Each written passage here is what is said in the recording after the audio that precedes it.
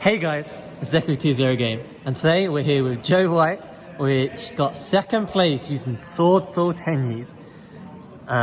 Anything to say before we get into your deck profile? No, not really. I just quite like the deck. It was pretty consistent and powerful with a lot of interaction. So yeah, I'm quite happy I played the deck. Alright, let's get right into the deck profile.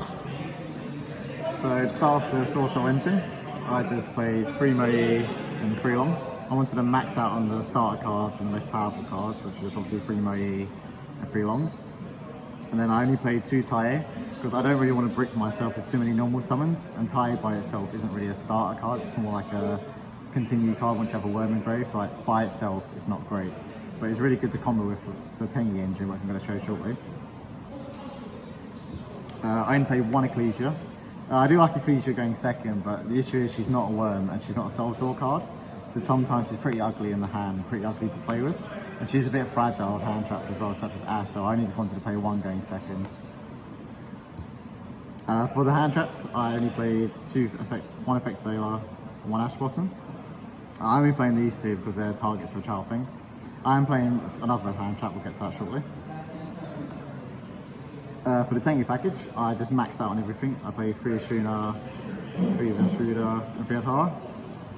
This is the best part of the deck. Going second, it helps play through the boards. This breaks the boards, and there's a really good combo with Chow Fang and Baxia coming up. So it helps you play through stuff like Nimbiru, Veilers. It also does give me a starter card the next 10 play of Adhara. Moving on to the spells, played 3 Desires. I just want to max out on power spells and draw spells, so there's not really anything you're too worried about banishing in the deck, so you can literally just start off with Desires. It doesn't really matter what you're banishing, just play with your deck. I played 1 Summit. It's a decent card, it's a reborn, it does help you extend through the plays, but it's searchable and it's not the greatest card in the deck, so you just play it 1 because it's searchable. I played 3 Vessel. Obviously because we're playing the Tenyi package, Vessel is a great extender, and just 1 Tenyi and 1 Vessel is full combo, so we want to max out on this. Post side, we normally side them out with Nimbiru, but by itself, going first, it's a great card. Going second, it's also phenomenal. We play 3 Emerge, just start a card. You can search any worm with a really good hand, but obviously, yeah, just start a card, we want more gas. I decided to play a lot of power spells, so I played 3 Talents, 3 Droplets. I just wanted to play the power spells of the hand traps this format, because I really feared Droplet, and I thought every deck was going to play Droplet. So I thought I just wanted to make my deck good going second with such Droplets and Talents. Also cards that are good going first, so obviously great going first, great going second. This is good going first, but the only issue is I found this weekend it's normally just a 1-for-1. So I think going forward I'll probably cut this to such like Chalice or maybe more hand traps. But obviously the initial theory was I'm going to play against a lot of combo decks, so I want to play Droplet so I can play my deck. But after playing this weekend it was just a really bad 1-for-1. So probably going forward I'll probably cut this for Chalice or just more hand traps. For the traps, I just played 2 Blackout and 3 Imperm. Imperm, I just want another hand trap that was like Veiler, but doesn't lose the talent, so I decided to max out on Imperms, so I can stop them in the play and I just can't get talents in return. And I played 2 Blackout, because playing 3 is a bit tricky, you're going to draw loads of it.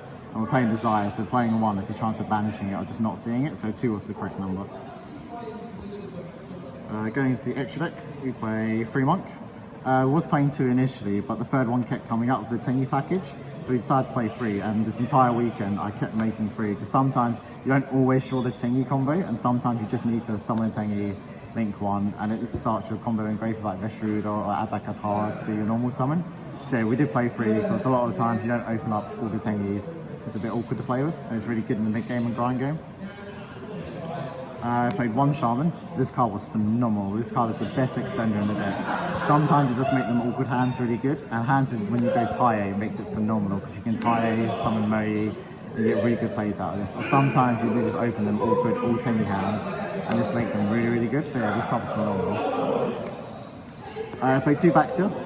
Obviously, Baxia is used for the Tenyi combo where you summon this, make Chow Thing. It's also really going second. I found the second one always came up, especially if I was going first. I've used this for the combo. So I'll run out of Baxias, I always miss the second one, so you can spin against trap decks or even just combo decks. So yeah, I always needed the second one, so I decided to play 2. 3 felt a bit too much. I did try it with 3, but I never ever made the third one, so I decided to kite it for another synchro slot. The 1 Chow Thing for the combo is just really good, so obviously it stops lights. And combine it with a trap, I can add any trigger in my deck, so it could be one of the 2 hand traps I can search, or even Ecclesia for a follow-up play. We played one Yugioh. There's just a little flex box, so you can make level 7s to level 9s in this deck, and it is really good to just pop a card and then summon any worm for your deck. So sometimes this does come up if you're really struggling for a play, but you can make level 7 to 9, so it's a pretty good flex spot. I decided to play 2 Masters. This is obviously the main starter card in your extra deck. It searches any SwordSoul card, and then it can banish to negate an effect. So this is pretty much the starter card you need. 1 is too little because you're always using it to start your combos or extend your combos. So if you don't play the second one, you're going to miss out on this a lot. And again, it's kind of the same with Yugioh. Like playing 3 of this just felt too much. Like I never needed the third one. The second one was just fine because obviously use this turn 1, use this in the grind game, and the duel's normally over by then. So I'd play one of the Tenyi level 8. So this is just another really good interruption because normally your combo ends on a level 10 or level 9 and 2 level 8s depending how you play it, and I just wanted another level 8. That was a good interruption. And this also has a little bit of synergy with Shaman because you are locked into Tenyi extra deck monsters effects, and this is a Tenyi. I decided to play Dragite. I was fearing a lot of these mind decks and spell decks going into this, and I had a flex spot. So the theory was I can make this against like decks like Strike or decks that are maining mine. This would be really good because obviously the only initial problem with the normal combo is that it's just all effect monster negations and 1 trap. So I wanted that little flex spot where I like, oh, I can negate mine, I can negate these spell cards.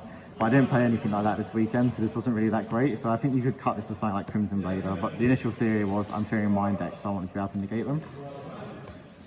For the level 10 package, I played these 3. Obviously, you play this guy because it has really good synergy with the deck. The issue is it's a worm, so you have to use this because the Tenyi package locks you into worms. So sometimes you just have to make this if you're doing the combo. But obviously, it's a really good floater, and it is sort of a pseudo negate because if you compare this to Grandmaster, it does banish the card on field and grave. But the most important part is it's a worm, so you can make this after the Tenyi combo. If we one Baron, obviously if we just open up long and we don't have to take the combo, we want our pseudo negate, or if we open it before the combo, we want our pseudo negate. So this is a good pseudo negate. And honestly, surprisingly, the very best card in the section deck was Ruddy Rose. I played against a lot of Phantom Knights, and obviously the issue is Phantom Knights, if you can stop the Scythe combo, it is sort of a grind game because it's kind of hard to kill them through like their Fog Blades, the Apollos, or like even the Destiny Hero. So it's good to kind of break their board, and they think, oh, my next turn play is going to be all my graveyard, my Destiny Hero is going to come back, and you just Ruddy Rose them, and they lose all that value. You've got normally 1 negate to follow up with this, so they can't really play their deck. So yeah, this card was phenomenal. Going on to the side, for hand traps, I played 3 Yugioh. This kind of does contradict the Tenyi engine, but post side you try to cut down the engine. The reason I sided this was just an Yugioh this format seems really, really good. It seemed decent enough against a bird deck where I could break their board with this and stop their Utopia. It's really good against Phantom Knights, especially if they only open like the average hand of 2 level 3s. So I just thought I had to side this because every other hand trap this format didn't feel as powerful and as weak, but this felt like one of the better ones. I played 3 draw. I really feared the bird deck this format, and I thought it was going to be a hard matchup, and this card is pretty much a blowout against this deck, so yeah, I just really feared that bird deck. I played 3 Cosmic. This is for the trap deck, but this was mainly for the Phantom Knight deck, because obviously the Scythe combo is very hard to play around, and if they know how to play around droplets, it's kind of hard to beat. So this was initially just a Cyclone, target Scythe, be able to play my deck. I played 1 Duster, just for the trap decks. For going first, I played 2 Anti-Spell, 1 Order, and then 1 Nemesis. This card is phenomenal. This is pretty much a pseudo floodgate. You can just banish 3 worms to different attribute. You can declare any attribute, and for the rest of the turn they can't summon it. And because the SwordSoul spell lets you search any worm with a single card, you can pretty much search this card, so you only need to play 1 of this, so you play 4 copies. And you can just, the way the deck works, you can set up pretty much any attribute, water, wind, and you just call it. It locks out the bird deck, locks out the Phantom Knight deck because it's dark, or you can call water and lock out the mirror match. And then I just played 2 Anti-Spell and 1 Order because I want the cards going first. I was thinking of playing D-Barrier initially, but I kind of want more generic cards that can start against everything because D-Barrier isn't sadly great against everything. So I decided to go with Anti-Spell and Imperial Order. And then just the last card, Red Reboot. Again, I want to sign for the trap matchups. And depends how the game goes. This can be used for the bird up deck, but it doesn't really seem that good because it's just for an unsearchable free of trap. So mainly this was just for the trap deck. Okay, thank you for the profile. Thank you. Any last comments about the deck? Any improvements? Any shout-outs, etc.? Yeah, shout out to Teaser again, so obviously, and everyone I tested with. It was a really good help testing it. About the deck, it's an interesting deck. It's a high-skill deck with a lot of extenders, but sometimes the deck does have that choke point. So I think going forward, as I mentioned in the profile, I'm going to reevaluate Droplet. I'm going to reevaluate the Tenyi package because I'm worried that sometimes you just do have that choke point you can't avoid even with the combo. So I think going forward, I'm going to reevaluate the choke point. But overall, very happy with the deck. It's fairly consistent. It does have a high ceiling and a good extend, and it's pretty good going second. Okay, thank you. Make sure you check out the links in the description, guys.